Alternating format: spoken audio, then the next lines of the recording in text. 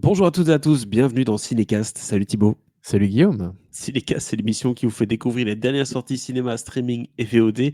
Et avant de plonger dans notre film du jour qui est Freaky Friday 2, encore quoi de ma mère? Vous avez dit Encore dans...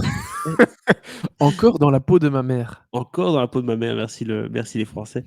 Avant de plonger dans ce film-là, je suis sûr que vous avez hâte d'entendre notre avis dessus. Pensez à vous abonner sur la plateforme de votre choix, à liker la vidéo si vous êtes sur YouTube ou à me laisser un commentaire sur votre application de podcast préférée. Comme ça, on remonte dans le classement et on peut se faire découvrir par d'autres personnes qui, comme vous, êtes avides de bon cinéma. Alors, Freaky Friday 2, Tout de c'est suite, la mesquinerie là. un peu mesquin, on va pas Parce se que, mentir. le premier, Freaky Friday, c'est vraiment chouette. Hein. Bah, c'était un bon film, c'est un film classique de notre Et ouais, enfance, si je puis et dire, oui, début d'adolescence. c'est devenu un Euh, classique, oui. c'est devenu un Bah, classique, tout à dans fait. une certaine mesure. Hein. Rappelons-le, c'était un film de body swap entre Jamie Lee Curtis et Lindsay Lohan. La mère, la fille, hop, switch, et du coup, c'est oh là là, mais non, rends-moi mon corps, et voilà, donc et on se Il redécouvre comme il y ça. avait une deadline, je sais plus, il y en a Ah oui, une, genre la mère qui devait se marier, je crois que c'était ça. Hein. Le il y a Jamie Lee toujours, Curtis qui allait se remarier, je crois que c'était ça le truc. il y a toujours une deadline. En tout cas, il faut faire un body swap avant la nuit de noces, ça me paraît être important. Bref, alors de quoi parle ce Freaky Friday 2? Ça parle l'histoire qui se déroule des années après la crise d'identité à laquelle les Coleman ont été confrontés. Anna est devenue mère à son tour, et elle a une fille et s'apprête à avoir une belle-fille également.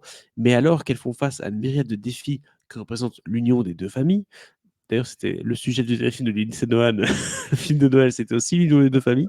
Oui, oui, Euh, c'est vrai. Tess et Anna découvrent que, contre toute attente, la foudre peut vraiment frapper deux fois au même endroit. Rebelote. Alors, on n'a pas de bande-annonce pour Freaky Friday 2, Freaky Friday en anglais, mais vous avez compris le concept. Je pense pas qu'il y a besoin d'avoir Lindsay Lohan qui fait oh, oh voilà, encore une fois devant le miroir. Euh, C'est à peu de choses près exactement l'extrait que j'avais préparé, mais que YouTube a pas voulu que je le mette. Évidemment. Donc, qu'est-ce qu'on peut dire? On peut dire, est-ce que ça fait déjà plaisir de retrouver ces personnages-là qui sont quand même assez iconiques? Bah oui, oui, même si, je commence, alors je l'adore, hein, mais je commence à avoir certaines limites avec Jamie Lee Curtis, qui Aïe. est de plus en plus la grande folle, ultra maquillée, qui fait tout et n'importe quoi. J'adore les comédiens qui arrivent à se lâcher et tout, hein, c'est top et il y en a pas assez qui le font. Mais j'ai l'impression que là, Jamie Lee Curtis, elle a atteint ce niveau un peu trop haut, tu vois? Où elle commence à faire ça, trop souvent, genre dans Everything Everywhere All at Once, C'est vrai. même dans The Last Showgirl avec Pamela Anderson dont on a parlé, il y a 2 épisodes là, vu que Pamela était dans The Naked Gun. Pareil, elle avait aussi un personnage haut en couleur, ultra maquillé et tout, enfin bref. Elle fait bien ces personnages-là, hein, qu'on se le dise, j'ai pas de souci avec ça, sauf que voilà, je pense que j'ai l'impression qu'elle ne fait plus que ça ou presque, tu vois? Mais bon, globalement, c'était une dynamique qui fonctionnait hyper bien dans le premier film. Jamie Lee Curtis, Lindsay Lohan, la mère, la fille. On est content de les retrouver. On est content de retrouver, Mark, Harmon dans le rôle de l'époux, de Jamie Lee Curtis, enfin de Tess. Donc tout ça, ça fonctionne bien. Mais il y a des petits changements. C'est-à-dire que le personnage de Lindsay Lohan, Anna, elle est elle-même devenue mère. Elle a mis, de côté son groupe, de rock et d'ailleurs elle est devenue mère très jeune parce qu'à un moment, il y a une réplique dans le film où en gros on comprend qu'elle a 36 ans et demi, mais sa fille en a 16, hein. Donc Oui. elle a pas beaucoup eu de jeunesse, hein, la pauvre, Anna. Soit. C'est vrai que Et donc Lindsay Lohan n'a que 39 ans. On pourrait croire qu'elle est plus âgée parce que, ça fait quand même longtemps qu'elle est là. bah oui, elle Hem, était là enfant déjà, hein, avec, ouais, c'est ça. Disney Channel, tout le bazar, enfin bref. Mais donc à partir du moment où elle va se marier avec, un Anglais, et que sa fille, Harper, déteste, l'autre fille, Ella, qui est une Anglaise poche, qui se donne un genre et en même temps rien que l'accent anglais déjà c'est elle déteste, hein. Oui. On a ce petit twist en plus où on se dit: «Bah OK, il y a des nouveaux personnages qui sont pas désagréables. Qu'est-ce que l'histoire va, comment l'histoire va nous embarquer en reprenant le concept, tout en essayant de faire un peu autre chose aussi, tu vois?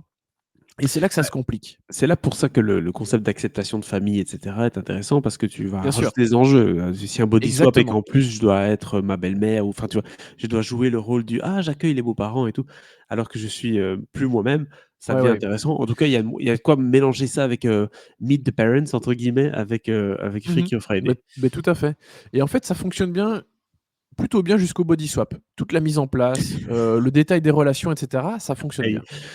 Et le problème du body swap, c'est qu'on a 4 personnages, tu vois? On a, bah, la grand-mère, la mère et la petite fille et puis on a la pote, enfin la future demi-sœur, de la fille. Stop, tu Donc dis qu'un personnage ils font tous du body swatch? De body switch, et pardon? ils font tous du body swap Ah et c'est là que ça non, devient ah vraiment compliqué. non, c'est comme Parce le film que avec, excuse-moi, hein, je suis encore vas-y, petite. vas-y. C'est comme le film avec Franck Dubosc et Alexandra Lamy que j'ai rattrapé, récemment. Ah Ah, oui, j'ai pas ah j'ai oui, beau si, de j'avais vu ça, je j'ai fait pense. des séances de rattrapage. Oui, bah, oui, oui et il y a eu un autre film américain qui une comédie là avec, Ed Helms et je sais plus qui et Oui, Rose en gros, Byrne, je la même pense. chose, quoi, Bah, et oui, toute la ou famille Mark change. Wahlberg et tout, enfin, je sais plus, fait mais voilà. Toute la famille fait le body swap Exactement. et là, c'est tu ça part en sucette parce qu'en plus tous les jours, ils rechangent. Alors du coup, tu es là: «Mais c'est qui Ouais, fait mais quoi? Je sais oui, plus, mais ça le truc, m'intéresse c'est plus». que au sein d'une même famille, ça peut encore marcher, tu vois? Oui, Sauf qu'ici, en fait, on a les 2 filles qui se détestent. Elles peuvent pas se blairer à l'école. Hem Et qui sont donc pas de la même famille, qui vont devenir belles-sœurs si les parents se marient. Mais donc on a un body swap entre une mère et sa fille, donc ça, globalement, c'est la même normalement. chose Oui. que dans le 1er, sauf qu'on va avoir le personnage de Jamie Lee Curtis, Tess, la grand-mère, qui va, swapper avec, bah, la future, belle-fille, D'accord. qui est donc sa future, petite fille, par alliance, quoi, si tu Futur veux. nouvel membre de famille, voilà, c'est ça. Mais autant l'échange entre, le personnage de Lindsay Lohan et de sa fille, bah, ça marche, enfin ça peut marcher, mais il y a un truc qui colle pas en fait. La dynamique, les relations, c'est un peu bizarre et ce qui pose problème parce qu'en fait l'histoire va nous embarquer dans l'objectif numéro un. Je l'ai dit, les filles, elles veulent faire en sorte que les parents se marient pas, que le mariage n'ait pas lieu et donc Ah, elles vont, annuler ceci, sabotage. cela et voilà. Elles vont partir dans leur mission sabotage. Donc très bien, parce qu'évidemment, je l'ai dit, les 2 filles sont dans les corps des 2 plus âgés et inversement. Donc on a les 2 qui partent dans leur aventure pour saboter le mariage, tout le temps, évidemment, se rendre compte qu'en fait, ils s'aiment vraiment beaucoup, machin, hein, Mmh. pour arriver à la conclusion du film. Très bien. Là Évidemment. où le bas blesse, c'est la partie avec les 2, bah, Anna et sa mère, Tess, qui elles, en fait, elles ont rien d'intéressant à faire. Il y a pas d'objectif particulier pour elles. C'est-à-dire que, bah, si, Tess, elle est contente parce qu'elle a plus mal au genou, elle peut se plier, facilement pour ramasser un truc, vu qu'elle a plus un corps de vieille, et donc elles vont aller s'empiffrer, Anna et elle, de sucreries, de trucs, parce qu'elles ont un super métabolisme et voilà, c'est tout. Il y a aucun enjeu par rapport à ces personnages et ça, c'est vraiment dommage. Hem Et donc au final, le seul truc un peu intéressant, c'est les gamines qui vont essayer de saboter le mariage. Hem, D'accord. Donc Problème il y a beaucoup de choses qui servent à rien, quoi, du coup, dans le beh, film, oui et problème supplémentaire, c'est qu'il y a c'est pas très drôle. Il y a les trucs qui se passent, les gags, la façon de saboter le truc et c'est pas très intéressant. À un moment, elles vont aller, voir le personnage de Chad Michael Murray qui fait son retour, Jake. qui est une espèce bah, de gérant de magasin de musique, hein, avec enfin, surtout des vinyles, hein, plus personne n'achète de CD Évidemment.